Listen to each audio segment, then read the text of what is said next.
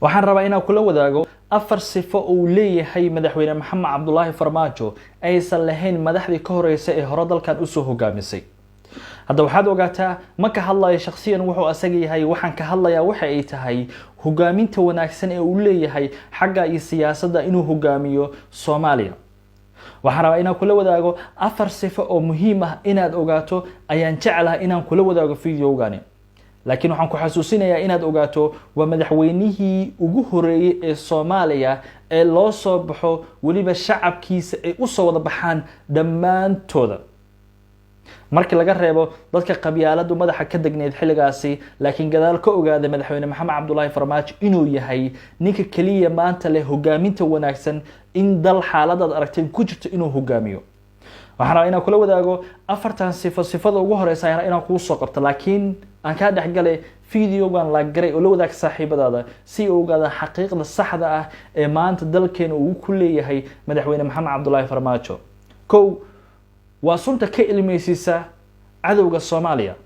marka aan ku leeyahay cadowga Soomaaliya waxaa ka mid ah kuwa dariskana la ah iyo kuwa fogba.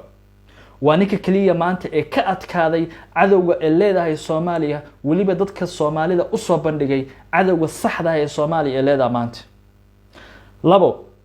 waa qof aamin ah, lagu aamini karo hantida dowladda iyo hantida shacabkaba xafidi karo. waxaad ogsoonataa maanta ma jirto dhul dan guud ah ee lagu boobay 4 sano ee xilka uu hayay. waa ninka kaliya maanta lagu aaminay maaliyadda Soomaaliya in maanta saad aragteen xaaladda lagu kala wareejiyo shaqaale kasta oo dowlad ah qaab digital ay ugu soo dhacdo lacagtiisa. waa qof lagu aamini karo hantida shacabka ah mar kale looga baahan yahay dalka inuu hogaamiyo madaxweyne maxamed cabdullaahi farmaajo. saddex waa qof karti leh iyo dulqaad leh, intaas Ilaahay ku maneystay. ma jirto qof maantay lagu tilmaami karo 4 sano ee xaq u lahay in maanta lagu yiraahdo waa qof dictator ah. qof noocaas oo kale in lagu yiraahdo dulqaad noocaasna yeeshto way adag tahay maanta. hore waxaa dalkan u soo hogaamiyay rag maanta ka iibsaday dhulal wixii la rabay in shacabka loogu qabto ayuu dhul ka gateen, waliba ay shidaalo ka qoteen. hadda waa hantidii shacabka ee lagu aaminay in ay sida la rabay inay u bixiyaan ayay guryo ka dhisanayeen. bob hanti ay leedahay shacabkana way ku hayeen. kartida ugu dambeysa ama sifooyinka uu leeyahay ugu dambeysa rab inaan kula wadaago waxa ay tahay waa qof howlkarnimo leh iyo waa qof leh isla xisaabtan. hadday noqoto shaqaalaha dowladda dhammaantood lagula xisaabtamo waqtiyadooda, xilliga ay soo galaan iyo shaqada inay ka maqan inay joogaan in kale taba. waa dowladda kaliya maanta xisaabisay ciidanka dowladda. waa dowladda kaliya maanta la xisaabtanto shaqaalaha dowladda ee xafiisyadooda ku xaadiro. hore ma ay soo jiri jirin nin dibadda joogo ayaa wuxuu ka shaqeey jiray xafiis kamid ah dowladda. akoonkiisana lacagta ayuu ugu dhici jirtay iyadoo aan lagala xisaabtamin in dalkii uu joogo inuu ka maqan yahay.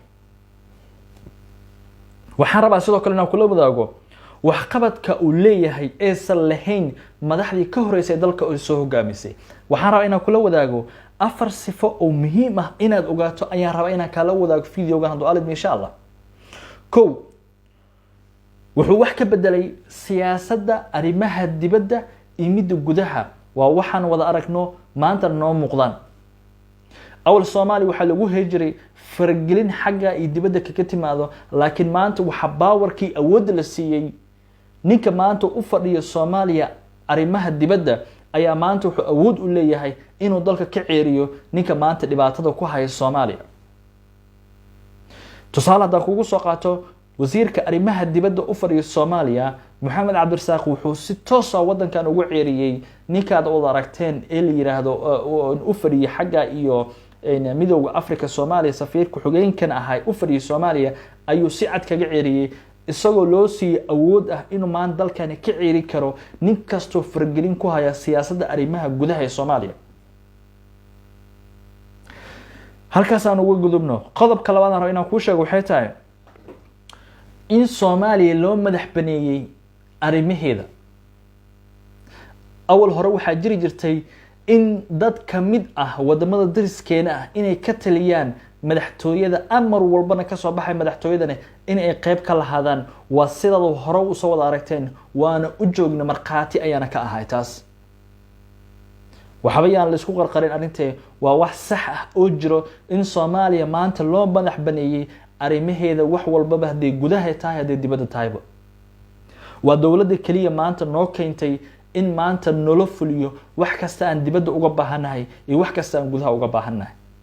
waa isbedeladii ay dawladani maanta noo keentay ay qayb ka tahay qodobka ugu dambeeya inaan kula wadaagano waxay tahay waa dhisidii ciidan tayeesan علشان waxaan ka ula jeedaa waa qodobka saddexaad waa dhisidii ciidan tayeesan kuna filan amniga dalkooda waxay sugaan amniga siyaasiga dalkeena maanta joogo haddoo noqdo musharaxa maanta dalkeena joogo ay amnigooda sugaan hore waxaa sugi jiray ciidamo ajnabi ah waxay maanta ku filan yihiin baaris inay ku suubiyaan dalkooda in ay gurguri u baari karaan amniga dalkoodana sugi karaan ciidanka dawladda hadda waa ciidan tayeesan aqoon iyo xirfadna leh ayaa maanta dib loo dhisay loona diyaar gareeyay haddii aad maanta baxdo oo aad muqdisho ku socoto ID wadato ninka ciidanka ah wuu ku garanayaa ID inuu akhri karaa laakiin waaga hore waxaad ogaataa ID iska daahay magaciisa ayuu soo qori karin ninka ciidanka ah ee maanta fadhiyo meelaha isgoosiyada fadhiyo ee cibaarta celinayo awal koran waxaan ogsoonin in nin kasta oo loo soo dhigo warqad ama ID loo dhigana inuu akhri kari waayo loo dhiibi jiray ciidanka amniga ee wadamada ajnabiga ah wa xaaladan kan mid waa u fiirsadaba qodobka ugu dambeeya inaan kula wadaago waxay tahay 4 sano ee uu dalka joogay shaqaalaha dawladda dhamaantooda haday noqoto ciidanka iyo haday noqoto shaqaalaha xafiisyada fadhiyo nin kasta oo kamid ah 4 sano ee madaxtooyada uu joogay madaxweyne Maxamed Cabdullaahi Farmaajo hal bil iska daahay one day dib uga ma dhicin waxa mushaarkooda shaqaalaha dawladda haday noqoto ciidanka difaaca dalka amniga kuwa sugo haday noqoto kuwa xafiisyada fadhiyo hal maalin dib kaga ma dhicin mushaarkooda ah xildhibaanada ku soo hartay xilligii ka horeysay madaxweyne Maxamed Cabdullaahi Farmaajo xildhibaanada waxay mushaar ku qaadan jireen waa mooshin laakiin maantay nin kasto xildhibaan ah mushaar ayuu qaataa waa hadda xilligan aad aragtaan oo doorasho maan dalkeena uu ku jiro nin kasta mushaar ayaa dalkii u dhaco xukunkiis waa xildhibaanadii hore maan dalka hadda sii joogo u fiirso waa dawladda kaliya maantay xafiday hantida dawladda sidii la rabana ku bixinayso tan ayaan rabaa inaan kula wadaago madaxweyne Farmaajo dalka ayaa ku baahan mar kale dib noogu soo laabo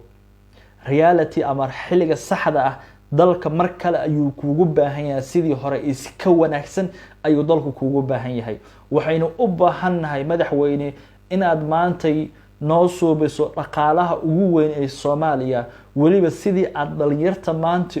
u shaqaaleysiisay si ka wanaagsan 4 sano soo socotana noo wada shaqaaleysay madaxweyne Maxamed Cabdullaahi Farmaajo taasi ayaan maanta kaaga fadhinaa qof kasta oo dhalinyaro ah oo Soomaali joogo haday noqoto gudaha iyo haday noqoto dibadda dalkeena jaceelkan u soo qaadna 4 sano ee la soo dhaafay waxaan ka codsaleen 4 kale oo mar kale tan dalkeena si jeclaano waliba aan ku soo baahino waxyaabo wanaagsan ayaan jeclaa lahayn warxa marqaati ka ahay una taaganahay oo aan raba inaan kula wadaago xilligii oo madaxweyne Maxamed Cabdullaahi Farmaajo la dooranayay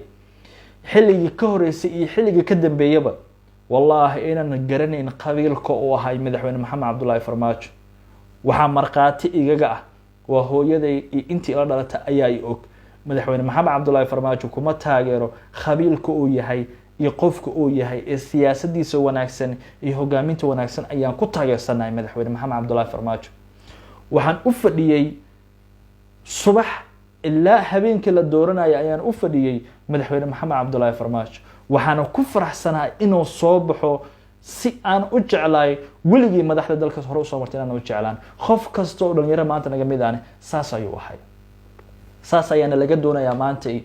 inaan xul u noqono waxaan marqaati ka ahay mar kale u sii taaganahay wariyaal aan wax isla soo baranay maanta inay firi u yihiin codkooda wax badan ku gudbiyaan laakiin madaxweyne Maxamed Cabdullaahi Farmaajo ka hor xur uma ahayn inay wax walba ku gudbiyaan. taasi ayaan markhaati ka ahay maanta. waad ku mahadsantahay daawashadaada. fadlan videowan la garay oo la wadaag saaxiibadaada hadduu kusoo gaaray.